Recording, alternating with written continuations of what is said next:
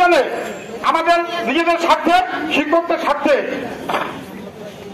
আমরা সম্মিলিত উদ্যোগে এই কর্মসূচিগুলো বহন করেছি। আজকের এই কর্মসূচি আমরা অনেক হেডমাস্টার, কলেজের প্রিন্সিপালের সঙ্গে আমরা আলাপ করেছি, মোবাইলে বিভিন্নভাবে আলোচনা করে আজকের এই সমাবেশ খুব স্বল্প সময়ের আহ্বানে এই সমাবেশ আমি মনে করব এটা আটোয়ারী উপজেলার মধ্যে শিক্ষকদের একটা বৃহত্তম সমাবেশ।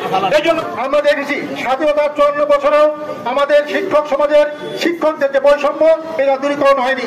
আমি মনে করি সার্কভুক্ত দেশগুলোর মধ্যে বাংলাদেশের অবস্থা অত্যন্ত নাজুক। আমাদের শিক্ষকদের বেহাল দশা, এই বেহাল দশা থেকে উত্তরণের জন্য আমাদের সংগ্রাম আন্দোলনের বিকল্প নেই।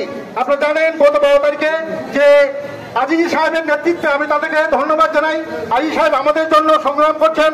আমি আপনাদেরকে অনুরোধ জানাবো এই বিভিন্ন সংগ্রাম আন্দোলনের জন্য সময় যে সময় যেটা নির্দেশনা দেওয়া হবে সে নির্দেশনা মোতাবেক আমরা যথাযথ পালন করবো। ইতিমধ্যে আমাদের আইকন, শিক্ষক সমাজের আইকন আজিজ সাহেব ঘোষণা দিয়েছেন শিক্ষকদের দাবি দেওয়া না পূরণ হওয়া পর্যন্ত তারা সেখানে কর্মস্থল ত্যাগ করবেন না। সেখানে স্বদেশের শিক্ষকদের আজকে আমি মনে করি তিনি একজন আইকন। তিনি এই আন্দোলনকে শিক্ষকদের ওই রাস্তায় নিয়ে গেছেন। গতকালকে যখন আমরা খবর শুনছিলাম সে খবরে আমরা দেখেছি যে আমাদের একজন শিক্ষককে কিভাবে কাঁধে করে পুলিশ নিয়ে যাচ্ছে। এটি তাদেরকে ধিক্কার জানাই আমরা আজকের এই আটোয়ারী শিক্ষকদের সমাবেশ থেকে।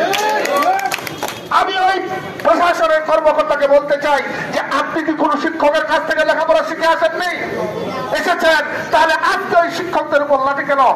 এখন পর্যন্ত মানে নিতে গরিবসী হচ্ছে। আমার সন্দেহ প্রকাশ হচ্ছে তাদের সার্টিফিকেট গুলোকে নিয়ে, কারণ তারা গুলো হয়তো শিক্ষকদের কাছে শিক্ষা গ্রহণ করেননি। যদি শিক্ষা গ্রহণ করতেন তাহলে এই শিক্ষকদের দাবিটা ওনাদের টেবিলে যাওয়ার আগেই সেটা অবশ্যই গ্রহণ করে নিতেন। আজকে আমাদের শিক্ষকদেরকে লাঞ্ছিত হতে হতো না, আজকে আমাদের শিক্ষকদেরকে রাস্তায় নামতে হতো না, আমাদের শিক্ষকদেরকে জাতীয় প্রেস ক্লাবে মার খেতে হতো না। আমার সন্দেহ যে সমস্ত কর্মকর্তা, যে সমস্ত মন্ত্রী, যে সমস্ত উপদেষ্টার জন্য আজকে আমাদের এই দাবি, ন্যায্য দাবি আদায়ে বিলম্বিত হচ্ছে, আমরা তাদেরকে হুঁশিয়ার করে দিতে চাই। আমরা আমাদের ছাত্ররা দেখায় দিচ্ছে বাংলাদেশে, আমাদের ছাত্র আন্দোলন দেখা দিচ্ছে, আমাদেরকে সেই পথে হাঁটতে দিয়েন না, নচেত আমরা এক দফা এক দাবিতে চলে যেতে বাধ্য। আপনারা শুনছিলেন যেমনটি শিক্ষক সমিতির যে নেতাকর্মীরা যেভাবে বক্তব্য দিলেন, ওনাদের বক্তব্য আপনাদের শোনানোর চেষ্টা করেছি।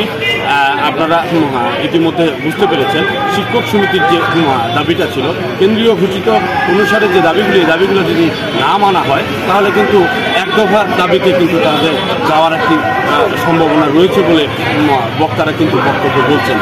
তো পঞ্চগড়ের আটোয়ারী থেকে এই ছিল আমার কাছে শিক্ষক সমিতির সর্বশেষ তথ্য। এর চৌধুরী, বৈশাখী সংবাদ, পঞ্চগড়।